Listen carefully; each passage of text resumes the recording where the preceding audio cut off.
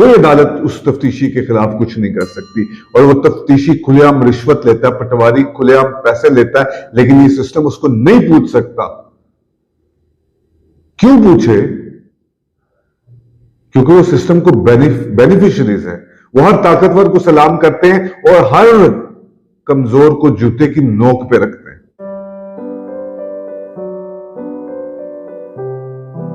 अस्सलाम वालेकुम, मैं हूं यासिर मलिक एडवोकेट और आप देख रहे हैं एस्केप फ्रॉम केज। पाकिस्तान कई तरह के तबकाती सिस्टम के अंदर चल रहा है। एक बहुत ही बिलो लेवल है जिसको तो शायद हम इंसान समझने से भी कासिर, यानी कि उनको इंसानों के अंदर, इस मुल्क के अंदर शुमार ही नहीं किया जाता। हमने रेसिज्म में, हमने उनको तालीम में, हमने उनको जिंदगी की हर शऊर, हर चीज से पीछे रखा। हमने उनको कोई इंसाफ नहीं दिया, उनकी कोई बुनियादी हकूक नहीं थे, उनका कुछ नहीं था इस सिस्टम के अंदर। फिर उससे ऊपर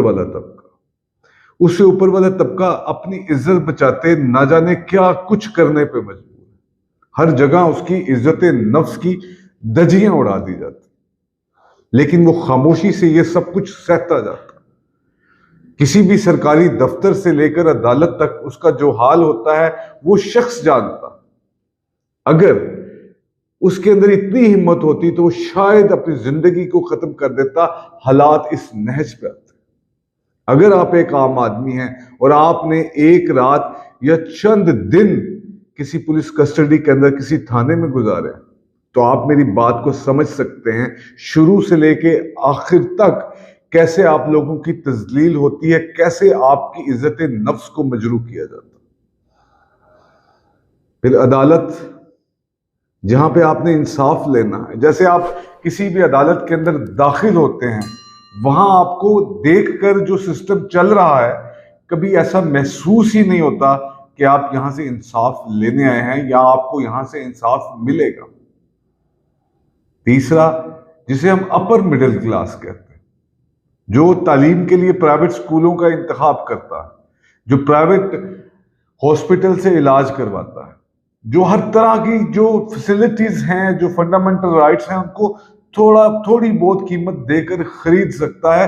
लेकिन ये सिस्टम, ये निजाम, ये सरकार उससे भी उसकी इज्जत नफ्स हर जगह पे छीनती रहती है। अगर ये कहूं कि वो ये इज्जत नफ्स पैसों के एवज खरीदता है, लेकिन जहां पे उसके पैसे भी कम हो जाते हैं, ये निजाम उसके साथ वो करता है कि हम उसकी मिसाल नहीं दे सकते।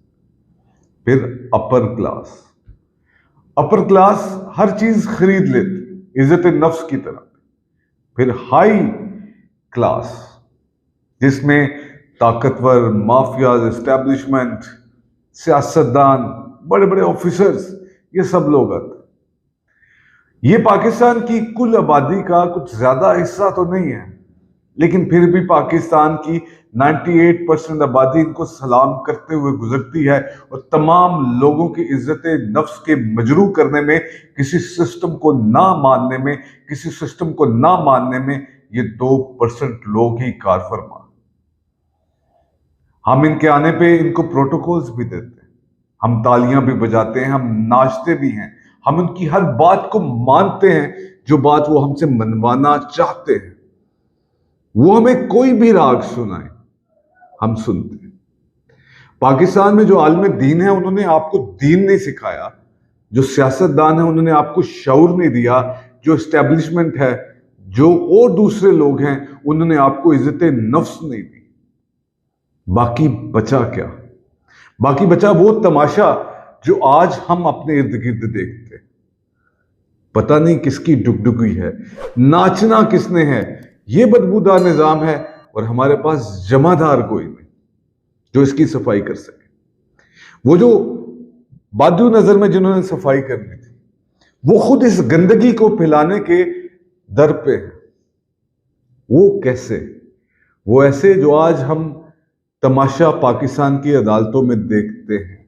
वो अदालतें जो दुनिया में 130वें नंबर पे हैं, वो बड़े लोग जिनके पास लोग जाके अपनी दादरसी के लिए जाते हैं, अपने बारे में बात करते हैं, लोगों के बारे में बात करते हैं, अपने दुख सुनाते हैं, वो लोग जिनके अंदर शायद कोई इज्जत नफ्स नहीं बची, क्योंकि वो बेनिफिशियरी हैं इस सिस्टम के, कहीं ना कहीं से इस सिस्टम ने उनको बेनिफिट दिया है, और जो सिस्टम कहेगा वो वैसे चलेंगे, चाहे जितनी मर्जी गंदगी फैलानी पड़े। रिसेंटली नवाज शरीफ के केस ने पूरी पाकिस्तानी अवाम, और वो अवाम जिनके टैक्सेस से ये मुल्क चलता है, वो अवाम जो एक लाचार और लागत जिस्म की तरह बैठी हुई, उनके मुंह पर एक और थप्पड़ रसीद कर दी। सवाल ये पैदा होता है कि अगर इमरान खान, नवाज शरीफ, मौलाना फजलुर रहमान, आसिफ अली जरदारी, बिलावल, मरियम, इन लोगों के बुनियादी हकूक हैं, तो क्या कॉन्स्टिट्यूशन ऑफ पाकिस्तान में उस 98% तबके के बारे में कुछ नहीं लिखा? उनको ये हकूक कब मिलेंगे? सवाल ये पैदा होता, क्या कभी उस 98% तबके ने अपने हकूक मांगे हैं, या हमेशा खामोश तमाशाई बने रहे? एस्टैब्लिशमेंट की बात करें, पाक फौज की बात करें, उनका जो काम नहीं है वो सबसे बेहतर वो काम करते हैं। आज हम जिस नहज पे आए, आज जो हजीमत, जो बेइज्जती, जो आपका एज अ पाकिस्तानी इस सिस्टम से जो एतमाद, ये सब चीजें देख के उठा, उसका जिम्मेदार कौन? अगर एक आम आदमी के तौर पर आपकी भी पिटीशन हाई कोर्ट्स के अंदर 15 मिनट के अंदर लग सकती है, तो फिर जो नवाज शरीफ के साथ हुआ वो ठीक है। अगर बीमारी की सूरत में उनको भी, आम आदमी को भी मुल्क से बाहर जाने की इजाजत है, तो फिर जो नवाज शरीफ के साथ किया गया वो भी ठीक है।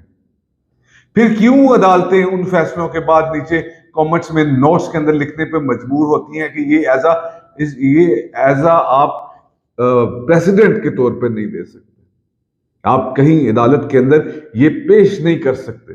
क्यों लिखा जाता? क्या ये मुल्क सिर्फ नवाज शरीफ का, मौलाना फजलुर रहमान का, आसिफ अली जरदारी का, इमरान खान का, किसी फौजी जनरल का, जज का, या किसी ब्यूरोक्रेट का है? उन 98% पाकिस्तानियों का क्या, जिनके शायद जमीर भी अब जिंदा नहीं है, सो चुके, जो बोलने से भी डरते हैं, उनका इस मुल्क के अंदर क्या इस्तेहकाक है? वो कैसे पाकिस्तान जिंदाबाद के नारे लगाएंगे?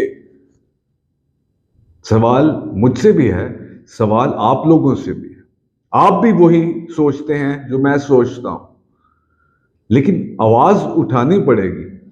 अभी नवाज शरीफ साहब ने जलसा करना है, कोर्ट ने उनकी जमानत को मंजूर करना है। यह स्क्रिप्टेड ड्रामा आज से 3 माह पहले से सुनाया जा चुका है, मीडिया पे डिस्कस हो रहा है। मीडिया के कुछ ऐसे बदबूदार चेहरे जो मियां साहब को एक फरिश्ता साबित करने की कोशिश कर रहे हैं। क्या सड़क के अलावा मियां साहब का कोई कारनामा है? क्या कोई बिजनेस की एस्टेब्लिशमेंट है?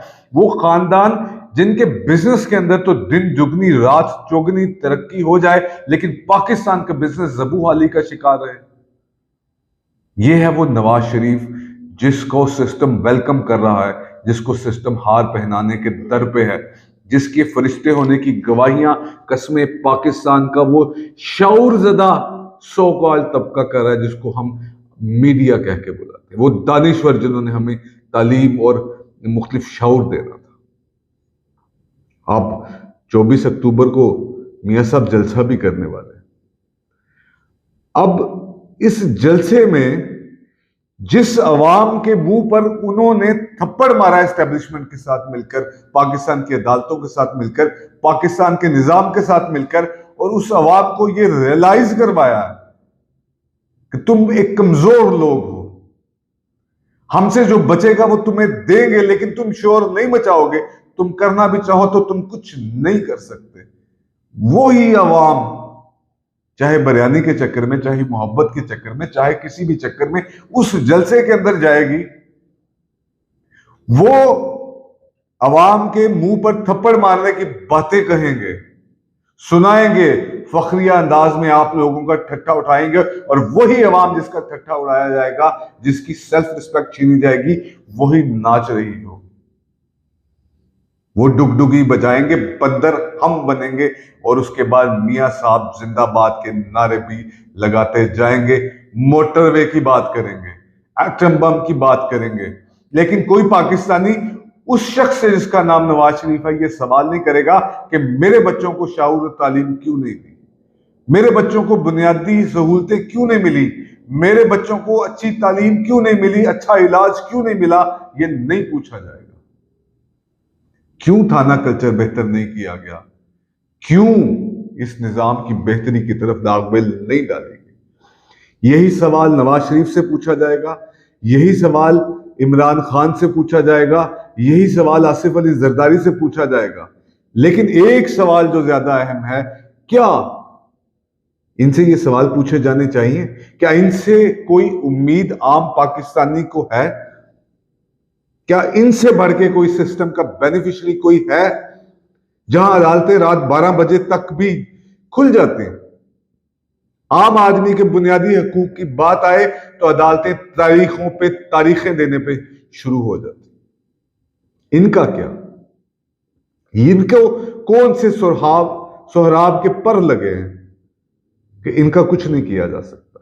ये हमें दिखाते हैं हमारी कमजोरी, हमें याद दिलाते हैं, हमें बार बार हमारे ही पैसे हम पे लगाकर, आधे खाकर या उससे ज्यादा भी खाकर, हमें बार बार ये बात जताते हैं हमने आपके लिए ये किया, वो किया, फलान किया, ऐसे कि जैसे ये सब कुछ उन्होंने अपनी जेब से किया।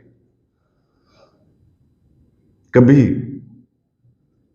एक शख्स गिरफ्तार हो ना किसी चोरी के मुकदमे में, तो उसके ऊपर सैकड़ों एफआईआर दर्ज हो जाती,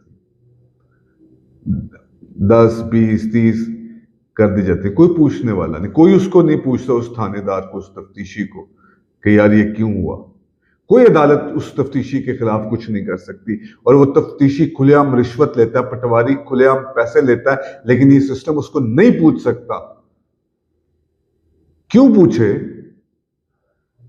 क्योंकि वो सिस्टम को बेनिफिशरीज है, वो हर ताकतवर को सलाम करते हैं और हर कमजोर को जूते की नोक पे रखते हैं।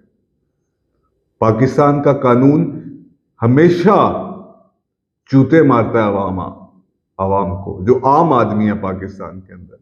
वो एक छितर तैयार रखते हैं थाने के अंदर जिसके ऊपर आजा बालमा तेरा इंतजार लिखा होता है। उसकी सेल्फ रिस्पेक्ट को डैमेज किया जाता है, हर चीज की जाती है। लेकिन जब एक ताकतवर पकड़ा जाता है जिसके सिस्टम के साथ कुछ बेनिफिट्स मुल्हिक हैं, जिसने सिस्टम को गंदा करने में, बदबूदार करने में, गंद फैलाने में एक अहम किरदार अदा किया है, तो वही कानून का रखवाला एक हाथ में हथकड़ी और दूसरे हाथ में उसके लिए जूस का गिलास थामे उसके पीछे पीछे चल रहा होता। कानून बांदी बन चुका। हम फिर भी खामोश हैं, हमें खामोश रहना चाहिए, क्योंकि बोलेंगे क्यों और बोलना क्यों है, ये सवाल आपके सामने। ये बदबूदार निजाम है, ये नवाज शरीफ है, ये उसकी बेटी मरियम नवाज है, वो बिलावल भुट्टो है।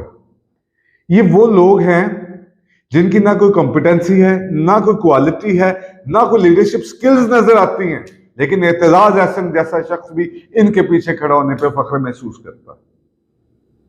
नून लीग में कितने पॉलिटिशियंस हैं जो इनके पीछे पीछे पीछे पीछे दुम हिलाते फिरते हैं, कोई सवाल नहीं करता। क्यों सवाल नहीं करता? कहां गई जमहूरियत? कहां गए जमहूरियत का राग अलापने वाले लोग? ये आपके लिए सोचने के लिए छोड़े जा रहा हूं, आप इसके बारे में सोचिए। अल्लाह हाफिज।